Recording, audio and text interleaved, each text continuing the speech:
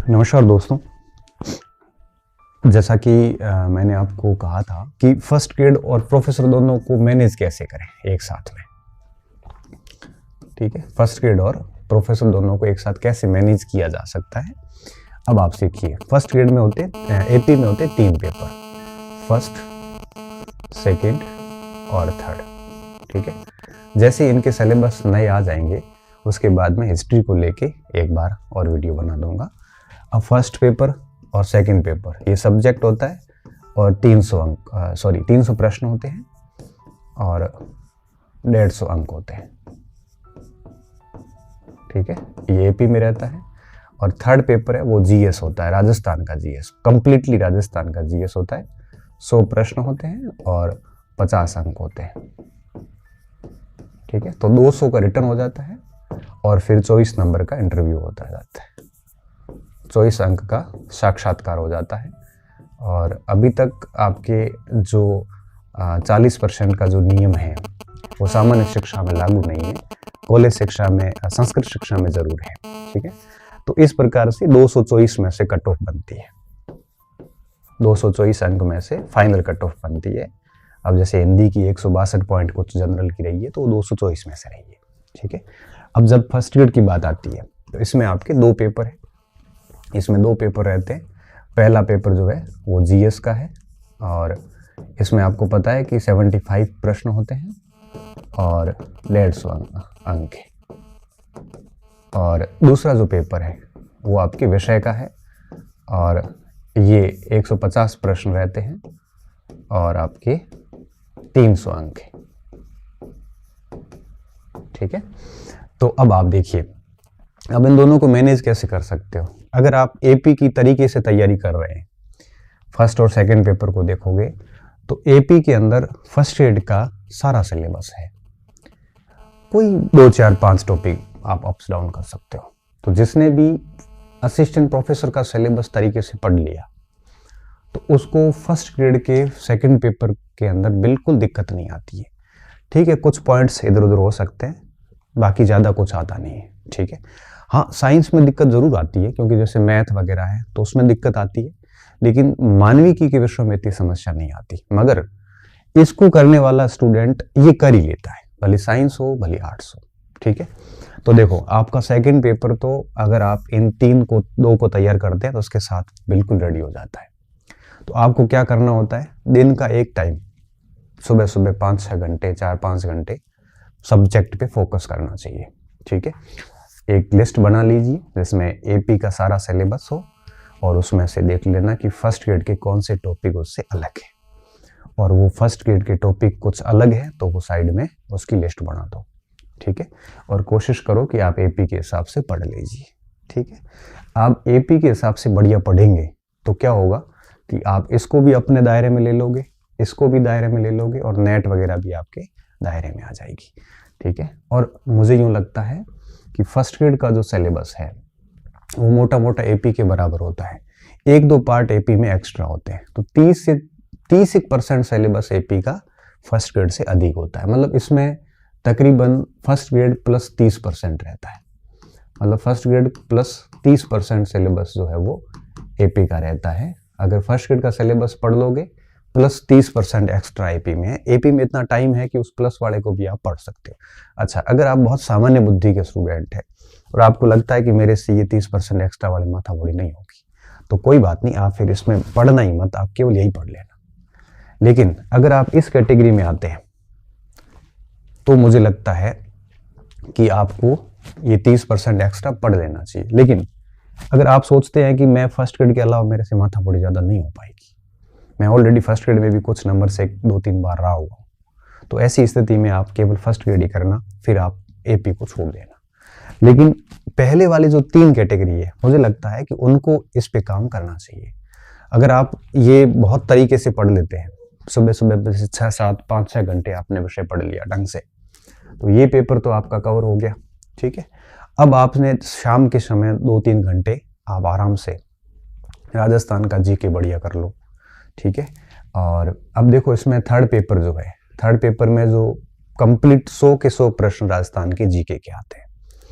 अगर मैं इसकी बात करूं सेकंड पेपर, इसमें फर्स्ट पेपर की, तो इसमें भी आपको पता है राजस्थान का इतिहास संस्कृति पूरा है, राजस्थान का भूगोल पूरा है, पॉलिटी मोटी मोटी आ जाती है, करंट आ जाता है, ठीक है, और एक विषय भी आ जाता है जैसे हिंदी है वगैरह, ये भी आ जाते हैं। तो लगभग मैंने साइकोलॉजी का पोर्शन भी आपको पता है कि फर्स्ट ग्रेड के अब फर्स्ट पेपर में आएगा, और इधर आपके साइकोलॉजी है नहीं, ठीक है। तो आप ये देखोगे ना तो 75 में से लगभग 30-35 का आपके इसके साथ हो जाता है, ठीक है, और 20 एक का अलग रहता है। तो मैं आपसे ये कहना चाह रहा हूँ कि आप दिन में एक बड़ा हिस्सा सब्जेक्ट को दीजिए, इस अकॉर्डिंग दीजिए, और शाम का जो समय होता है 2-3 घंटे का, उस समय में आप फर्स्ट ग्रेड का फर्स्ट पेपर पढ़िए, ठीक है। विषय तो इसका पढ़िए, और जीके का टाइम जो है शाम का, वो फर्स्ट ग्रेड के फर्स्ट पेपर को बढ़िया देख लीजिए। फिर भी आप में 1-2 घंटे और मैनेज होते हैं तो उसमें राजस्थान का जीके पढ़ सकते हैं बढ़िया।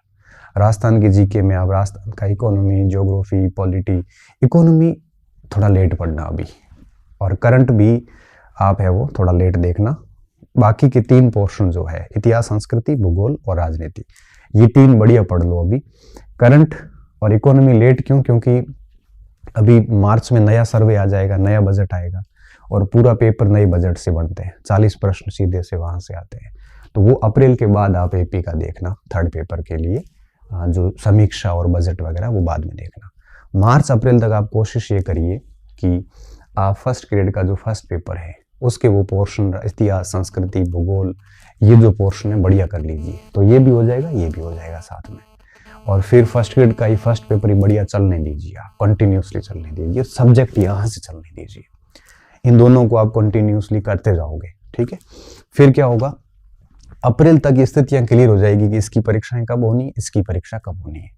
अब जिसकी भी परीक्षा पहले हो, जैसे फर्स्ट ग्रेड की पहले है तो आप कंटिन्यूसली चल ही रहे हो, फिर पूरा फोकस इस पे डाल देना। सब्जेक्ट तो आपका ऑलरेडी अच्छा ही है, और फर्स्ट पेपर भी आप अभी जैसे आज से शुरू करते हैं तो 4-5 महीने आपका पढ़ा हुआ होगा, तो इसकी भी तैयारी हो जाएगी। फिर फर्स्ट ग्रेड देने के बाद में फिर जब आप इसके ऊपर आओगे तो आप एपी का सब्जेक्ट तो पढ़ ही रहे थे, फिर आपको केवल थर्ड पेपर की बात रहेगी। अब थर्ड पेपर में भी आपको पता है राजस्थान का जीके आपका अच्छा हो रखा होगा, इतिहास, संस्कृति, भूगोल, पॉलिटी, तो फिर आपको क्या पढ़ना है, समीक्षा और करंट पढ़नी है, तो उसमें ज़्यादा दिक्कत नहीं आएगी, ठीक है।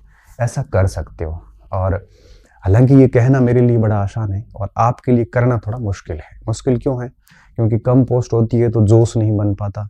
अब आप देखो कि जैसे फर्स्ट ग्रेड के आज फॉर्म काउंटिंग थी, इतिहास में 74,000 फॉर्म आए, हिंदी में शायद 1,20,000 के आसपास आए। ये कम फॉर्म है, हर बार से थोड़े कम है। कम क्यों है? क्योंकि जब पोस्ट कम होती है तो बच्चों की दिलचस्पी कम हो जाती है, और बच्चे फिर क्या करते हैं, अपने आप को सुरक्षित करने के लिए किसी दूसरी भर्ती परीक्षा का चयन कर लेते हैं, उसकी तैयारी शुरू कर देते हैं। इसलिए कहते हैं कि पोस्ट अधिक आओ चाहे कम आओ, कट ऑफ बराबर ही रहती है। क्योंकि अधिक पोस्ट आती है तो सब हिम्मत करके तैयारियां करते हैं, जब पोस्ट कम होती है तो उदासीनता का माहौल होता है, बच्चे डाइवर्ट हो जाते हैं, तो सीट कट ऑफ वापस वही रहती है, हर बार वही कट ऑफ रहती है। ठीक है, कोई पेपर का पैटर्न, अगर पेपर कठिन हो तो कट ऑफ नीचे आती है, पेपर अगर सरल होता है तो कट ऑफ ऊपर चली जाती है। बाकी सीट का बहुत अधिक कट ऑफ पे फर्क पड़ता नहीं है ना।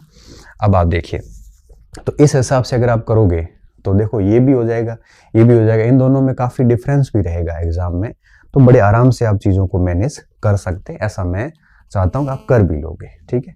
मगर ये 3 वाले तो कर सकते। मगर अब बात ये आती है कि अगर कोई स्टूडेंट है और ये चाहे कि नहीं मैं तो केवल और केवल फर्स्ट ग्रेड ही करूंगा, मेरे से कॉलेज मैनेज नहीं होगा, अगर आप ईमानदारी से अगर इस बात को एडमिट करते हैं तो आप मेरी सलाह यही है, केवल फर्स्ट ग्रेड की करना, आप प्रोफेसर को छोड़िए, भविष्य में जब भी आएगी तब आप कर लेना, ठीक है ना।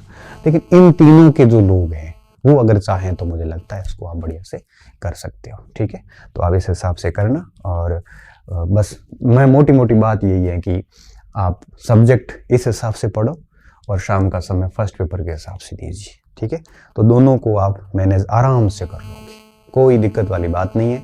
और इन दोनों के बीच में इतना टाइम मिल जाएगा कि बाद में भी इसके जो पोर्शन छूटे हुए होंगे थर्ड पेपर के, वो भी आराम से कर सकते हो आप। ये बात थी। अब नेक्स्ट जो हमारी वीडियो आएगी उसमें जैसे ही आरपीएससी ये क्लियर कर लेगी योग्यता, कुछ बच्चे गार को लेकर डर रहे थे कि कहीं गुड एकेडमिक रिकॉर्ड का प्रावधान ना डाल दे, तो अभी ऐसा कुछ नहीं होगा, आप निश्चिंत रहिए। और सीट का वर्गीकरण वगैरह आ जाएगा, और उसमें कोई मेरे लायक बात होगी तो डेफिनेटली मैं छोटे से सत्र के साथ आऊँगा, और मेरे लायक कोई बात नहीं होगी तो आप चलते रहना। और जैसे नया सिलेबस आएगा, क्योंकि नए सिलेबस में क्या पता कुछ चीज़ें जोड़ दें, हटा दें, तो हालांकि कोई बहुत बड़ा परिवर्तन नहीं होगा, नया सिलेबस आएगा तो उसके बाद में इतिहास विषय को लेके मैं हिस्ट्री के लेके आऊँगा, क्योंकि बाकी विषय का मुझे इतना नॉलेज है नहीं।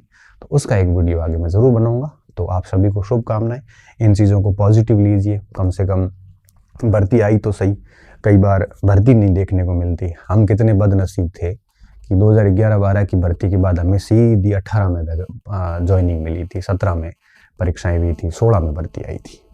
तो हमें भर्ती मिली थी 6 साल बाद, तो 5 साल बाद। तो आप तो कम से कम भाग्यशाली है कि कंटिन्यूसली भर्तियां आ रही है और आगे भी आएगी।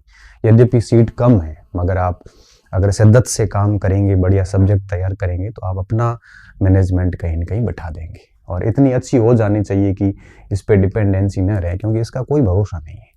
इस बार हिंदी में काफ़ी ऐसे उदाहरण आए जब बच्चा 150 वाले भी फेल हुए, 52 वाले भी फेल हुए, और कई 150 वालों की अच्छी रैंक भी आई है। ठीक है, तो इंटरव्यू ने खेल कईयों का बिगाड़ा है, कईयों का बना दिया है।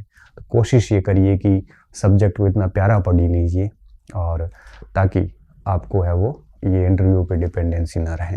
और अभी आप है वो ये फर्स्ट सब्जेक्ट इस हिसाब से देखिए, और जीके को शाम का समय लेते हो तो वो फर्स्ट पेपर के हिसाब से देखना। ठीक है, ये मेरा व्यू है, आप इसको अपने हिसाब से मॉडिफाई कर सकते हैं। ठीक है, बहुत बहुत धन्यवाद विद्यार्थियों, अच्छे रहिए, मस्त रहिए, पढ़ते रहिए। और हाँ, कोई कन्फ्यूज़न होता है तो विज्ञप्ति पढ़ो, अच्छे से समझ में आ जाएगा। और जैसे ही क्लासिफिकेशन वगैरह आएगा उसमें मेरा कुछ भी अगर कोई बड़े डाउट्स होंगे तो उसको लेके मैं 10-15 मिनट का एक वीडियो और बना दूंगा। ठीक है, पुनः धन्यवाद।